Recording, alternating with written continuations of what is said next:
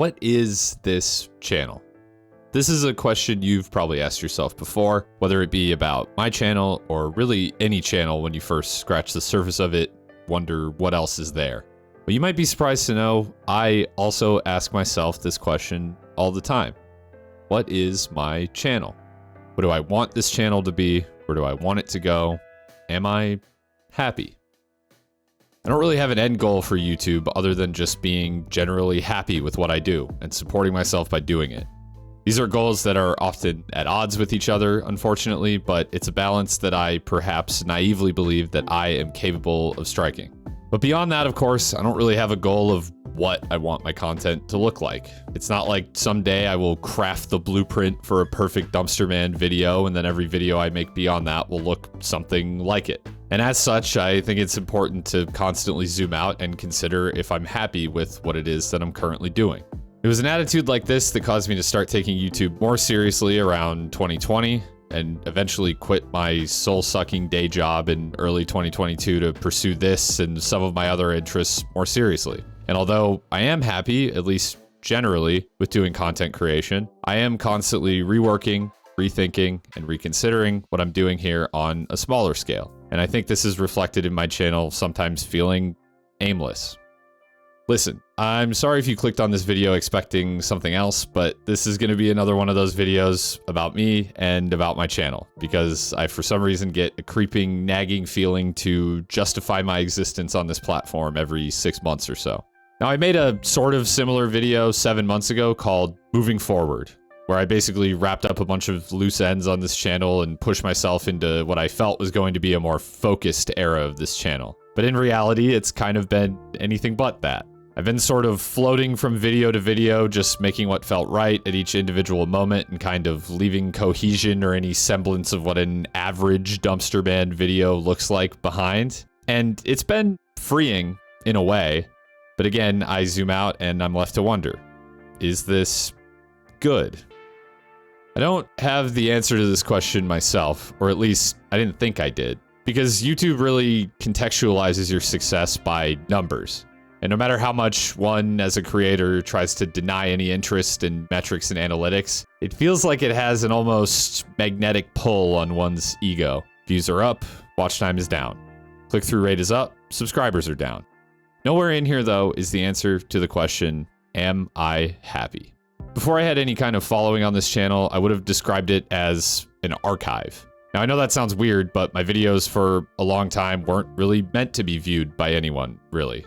At least not by strangers or some nebulous concept of an audience. They were edits of me and my friends playing Rainbow Six Siege in extremely dumb ways and various states of drunkenness, made for our own enjoyment and not much else. The videos, don't get me wrong, are pretty bad. A lot of them have been unlisted because they're just unwatchable by the standards of my channel today. Some are still left and you can watch them now if for some reason you want to, but that isn't really the point of the videos. They're more like photo albums. They're a collection of things that were funny to me or felt important in that moment, or just that I wanted to remember in the future for some reason. I'd share them with my friends. I'd hype them up a bit as I edited them like I was about to drop the greatest video of the year. And then I'd send them all a video titled something like Soft Pour Corn Siege Tournament Number 7 with no thumbnail.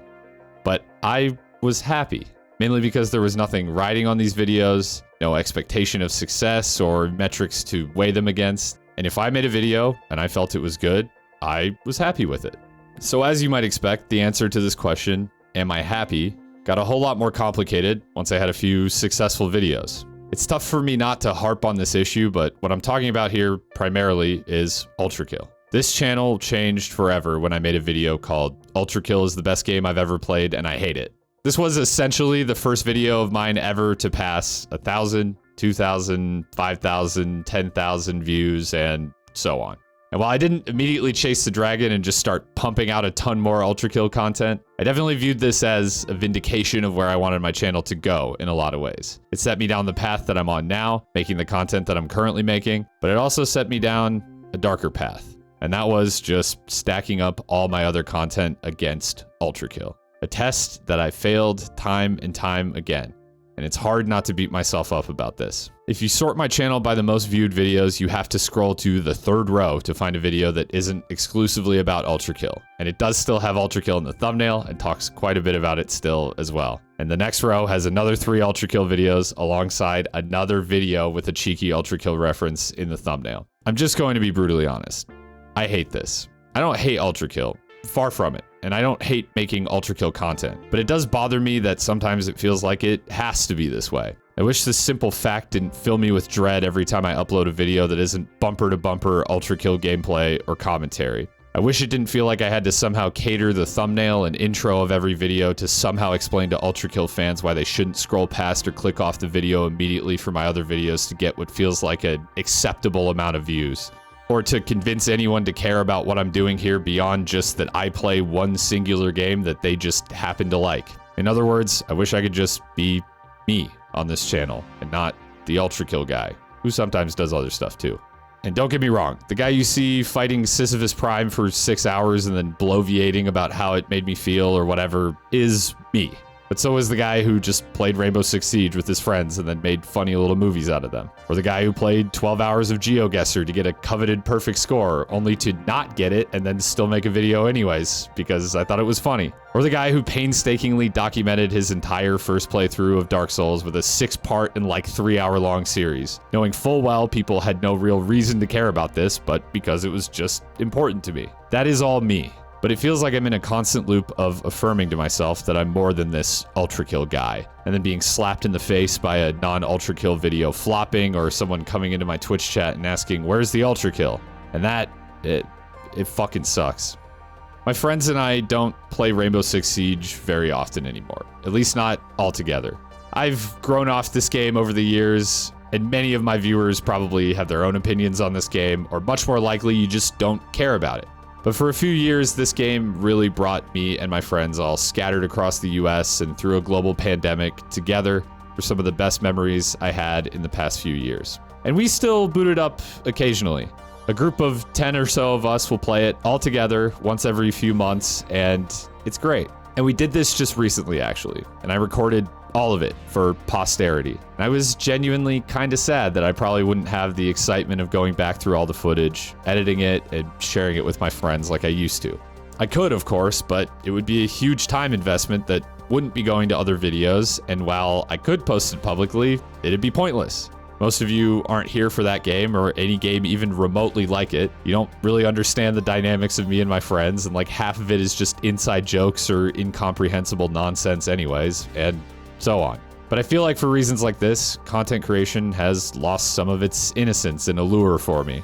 I feel like it's hard for anything you do for work or as a job to stay so fun and lighthearted as it is when it's just a hobby. But the truth of that has really been hitting me in the gut this year. I jot down lists of videos that I want to make, including literally everything that crosses my mind, and then I pare it down to just the videos I think I will actually get around to making. I have 3 premiere projects open in front of me right now, and they're all videos that I was really excited to make at one point or another. And now I just look at them and feel paralyzed. I start new projects and scripts just to feel excited about something again, and then I don't finish those either. This is the unfortunate reality of my channel right now. I have had one very positive change in the channel this year, and that is that I am now working with an editor. The Pizza Tower video, which was really fun and performed really well, I thought, was the first video edited by Mast, who will be my editor working on some of my videos for the foreseeable future. But working with an editor has taken me down another entire weird rabbit hole that I now need to reckon with. In instructing someone how to edit a Dumpster Man video, I sort of have to distill down the essence of what makes a video a Dumpster Man video.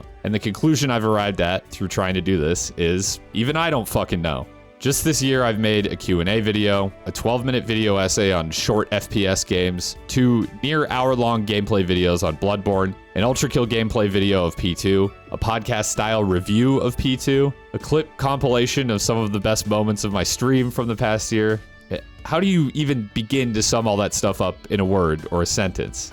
I mean, the truth is, you don't. But then I'm left with another issue. How then do I reckon what my channel is with what I want it to be when even I can't define what either of those things are? Well, first, to be honest, I'm not exactly happy with my output for this year. Not to suggest that I'm not happy with the quality of the individual videos, but more so that I have ideas that I've been excited about and wanting to make since like January, and then suddenly it's June and half the year is just bled away and I haven't made the strides here that I wanted to this year. But this has also helped me realize something. I sort of fell backwards into being this Ultrakill guy, which has been awesome for the channel, but it hasn't been great for me in so many ways. I sort of accidentally got where I wanted to go, then I looked around and I didn't really like what I saw. So why then am I spending so much time and effort trying to also be the retro FPS guy, or the movement shooter guy, or the immersive sim guy, or the Souls guy, or the video essay guy, when I don't want to be any of those guys? I just want to be me. I live in Minneapolis, Minnesota. I grew up moving all over the Midwest. I spent a good amount of my childhood in Chicago, but at this point, I've lived here for long enough to consider this place home. Only a few hour drive away from me is the source of the Mississippi River at Lake Itasca. And recently I was filled with the desire to drive the US's greatest river all the way from where it begins in my state down to Louisiana, New Orleans, and eventually the farthest south point you can follow it before you'd just be driving into the ocean. And possibly vlog this experience for some reason. This would probably take me a week or two to do, during which time I couldn't do much else in terms of editing or streaming, and then another several weeks to edit, and then would probably be released as my worst performing video in months, if not years. After which point I would unceremoniously return to making videos on whatever video game I was interested in that week, or mumbling about some random video game adjacent subject that I find interesting, and having had no net benefit to my channel other than just making something weird that I wanted to make. But you might be asking, so why not just make the video anyways? To which I'd respond. But the more I think about it, the more I'm like, why not make that video? And while I may never make that video, I think my approach to this channel might just be that. Why not make that video? I think at some point I became so obsessed with my channel being some specific thing and making sure that things just kept generally growing and progressing forward and feeling like they made some nebulous sort of sense that I lost sight of why I love doing this in the first place. There's a good reason that my channel doesn't just do game reviews or doesn't just do gameplay videos or doesn't just do video essays. It's because you can get those things a lot of other places. But on the flip side, as silly as it sounds, there's only one me. And he's only available right here on this channel. I made a kind of weird video earlier this year on a game called Shadows of Doubt. I made an extremely, honestly unnecessary deep dive on the demo for this game that lasted all of 90 minutes, but this game spoke to me in a weird way. And I wrote a script for a video on this game that went way off the rails and spent about a third of the video talking about how this game had caused me to reflect on my own life and ambitions, and talking about a weird movie that I love called Synecdoche, New York.